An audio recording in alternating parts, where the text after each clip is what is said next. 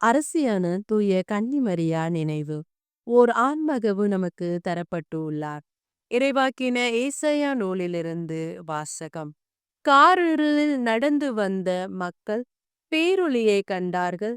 சாவின் நிழல் சூழ்ந்து கொள்ள நாட்டில் குடியிருப்போர் மேல் சுடர் ஒளி உதித்து உள்ளது. ஆண்டவரே, அந்த இனத்தாரை பல்கி பெருக செய்தீர். அவர்கள் மகிழ்ச்சியை மிகுதுபடுத்தினீர். அறுவடை நாளில் மகிழ்ச்சியுறுவது போல் திருமுன் அவர்கள் அகமகிழ்கிறார்கள். கொள்ளை பொருளை பங்கிடும் பொழுது அக்களிப்பது போல களி கூறுகிறார்கள். மிதியன் நாட்டுக்கு செய்தது போல அவர்களுக்கு சுமையாக இருந்த நுகத்தை நீர் உடைத்து எறிந்தீர். அவர்கள் தோலை புண்ணாக்கிய தடியை தகர்த்து போட்டீர். அவர்கள் ஒடுக்குவோரின் கொடுங்கோலை ஒடுத்து எறிந்தீர். ஏனெனில் ஒரு குழந்தை நமக்கு பிறந்துள்ளார், ஓர் ஆண்மகவு நமக்கு தரப்பட்டுள்ளார்.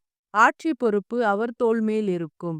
அவர் திருப்பெயரோ வியத்தகு ஆலோசகர், வலிமை மிகு இறைவர், என்றுமுள்ள தந்தை, அமைதியின் அரசர் என்று அழைக்கப்படும். அவரது ஆட்சியின் உயர்வுக்கும் அமைதி நிலவும். அவரது அரசின் வளர்ச்சிக்கும் முடிவு இராது. தாவீதின் அரியணையில் அமர்ந்து தாவீதின் அரசை நிலைநாட்டுவார்.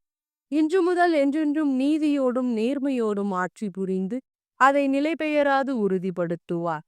படைகளின் ஆண்டவரது பேரார்வம் இதை செய்து நிறைவேற்றும்.